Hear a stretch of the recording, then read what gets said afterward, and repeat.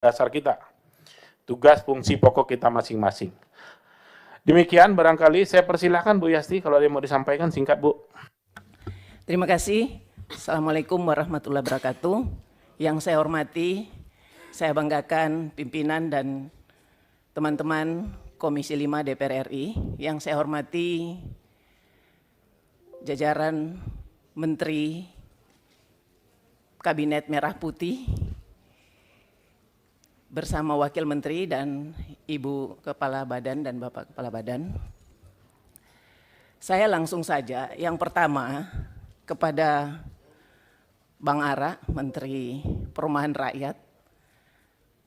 Tentu kami di Komisi 5 DPR RI mengapresiasi betul paparan yang sudah disampaikan oleh Pak Menteri tadi. Dan yang kedua, saya adalah orang yang paling setuju Kementerian Perumahan Rakyat ini ya dipisah kembali dengan Kementerian Pekerjaan Umum. Kenapa? Kita tahu bersama bahwa di tahun 2014 ketika Kementerian Perumahan Rakyat digabung kembali ya dengan Kementerian Pekerjaan Umum, angka backlognya itu backlog perumahan baru 1.200.000. Tetapi ketika dia digabung dengan Kementerian Pekerjaan Umum, hari ini data statistik ya 2023 angka backlognya sudah 9.900.000 dan di 2024 angka backlognya 10.600.000. Angka backlog perumahan. Kenapa? Karena Kementerian Pekerjaan Umum ini tidak aware dengan kebutuhan rumah masyarakat berpenghasilan rendah. Sibuk mengurus direktorat jenderal yang lain sehingga untuk kebutuhan dasar masyarakat kita terbengkalai. Nah, hari ini kita dipimpin oleh menteri ya dan wakil menteri yang sangat seksi ya. Luar biasa, ini pendekar di DPR RI dulu. Di samping juga programnya juga sangat seksi. 3 juta rumah dalam setahun. Saya memang masih pesimis tetapi saya sangat optimis melihat kualitas menteri dan wakil menteri yang ditempatkan oleh Pak Presiden kita di kementerian ini. Hanya saja Pak Menteri harus saya sampaikan bahwa 3 juta rumah ini, apakah ini semuanya adalah rumah MBR atau rumah secara keseluruhan? Saya memang sudah membaca terdiri dari rumah susun, ya, rumah MBR dan rumah menengah dan rumah mewah. Tadi sudah disinggung oleh Pak Ketua Komisi 5 bahwa harus mengacu kepada Undang-Undang Nomor 1 Tahun 2011 tentang Perumahan dan Kawasan Pemukiman dan Undang-Undang Nomor 20 Tahun 2011 tentang rumah susun. Kalau mengacu di situ, maka pembagiannya mungkin hanya 1/3/5, Pak. Oleh sebab itu tadi ditawarkan oleh Pak Ketua, kalau memang ini untuk kebutuhan masyarakat berpenghasilan rendah perlu direvisi undang-undang ini, ya kita dukung itu. Karena memang ketersediaan rumah untuk MBR ini sangat diperlukan. Nah, Pak Menteri, yang kedua, yang ketiga yang harus saya sampaikan bahwa terkait dengan pengadaan perumahan ini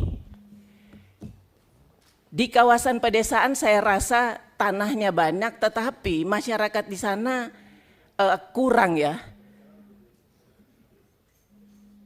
untuk rasa tinggal di lokasi kawasan.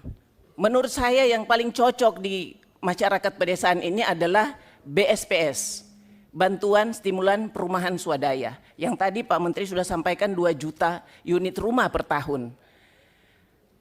Hanya saja anggarannya harus ditambah karena sekarang ini BSPS itu hanya kurang lebih 25 juta ya Pak. 20 juta dalam satu rumah. Nah, kalau saya bilang harus dinaikkan lagi karena 20 juta itu tidak menjadikan rumah itu layak huni, Pak. Baik, Bu Jadi- Yasti, mungkin besok kan kita ada raker Iya ya. betul, cuman Ya. ini highlight Ya. aja Pak, Oke, itu ya. satu. Yang kedua, tentu saya harus sampaikan juga besok pendalaman Pak Menteri, saya harus sampaikan karena besok saya psikotes Pak Ketua. Sama, saya psikotes juga besok. Yang berikutnya saya highlight aja untuk Menteri Perhubungan. Pak Menteri Perhubungan ini punya tugas yang sangat berat karena terkait dengan konektivitas, terkait dengan tantangan Bapak menurunkan harga, ya. Terjadi disparitas harga logistik dari kawasan barat ke kawasan timur. Kita tahu bersama di tahun 2014 itu Pak SBY dengan program MP3EI, Pendulum Nusantara Konektivitas. Kemudian Pak Jokowi dengan tol laut. Tujuannya hanya satu adalah menurunkan harga pengiriman barang baik laut maupun udara. Pak Menteri harus tahu hari ini pengiriman barang dari Jakarta kontainer dari Tanjung Priuk ke Bitung di Sulawesi Utara. Satu kontainer 20 feet itu kurang lebih harganya 17 juta. Kalau kita bandingkan dengan pengiriman barang dari Jakarta ke Hong Kong, itu harganya satu kontainer 40 feet hanya $320.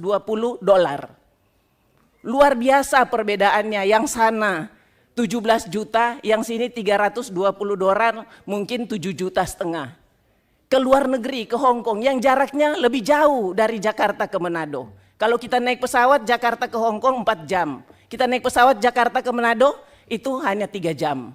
Nah ini tantangan buat Pak Menteri untuk mampu menurunkan ya disparitas harga. Karena apa? Kalau harga naik bisa terjadi, kalau harga pengiriman logistik naik, tentu harga barang di sana akan naik dan ini sangat memungkinkan terjadinya inflasi. Kemudian kepada Pak Menteri Desa, mohon maaf saya harus sampaikan ini, dana desa tidak boleh disamaratakan. Ya, kalau saya usulkan dana desa itu harus ditambah, jangan disamakan. Misalnya begini, Pak Ketua. Baik, sebentar, Bu Yasti, sebentar dulu. Ini jangan sampai dispute kita. Besok Bu, kita hanya satu kementerian saya, pekerjaan umum. Ya, berikutnya baru giliran kementerian lain. Besok hanya dengan PU tok kita. Jadi Ibu punya waktu nanti bicara kembali dengan Menteri Desa, dengan Menteri Transmigrasi dan seterusnya. Jadi memang kita hari ini tidak untuk pendalaman dulu, masih perkenalan. Hal-hal yang bersifat substantif itu nanti di raker, kita sepakatkan begitu tadi ya. Sepakat Ketua. Ya, jadi saya rasa Bu nanti silakan di raker-raker nanti karena saya di awal tadi sudah disepakati masalahnya. Kalau enggak nanti kan semua ngambil bicara kapan kita selesainya gitu. Itu maksudnya saya harus menghargai teman-teman yang lain ya. Baik. Ya. Ya, cukup Bu ya, nanti kita didalami lagi ya. Baik, terima kasih. Ini silahkan nanti kita dengan kementerian. Besok hanya dengan Kementerian PU kita. Ya. Habis itu kita lanjut Senin.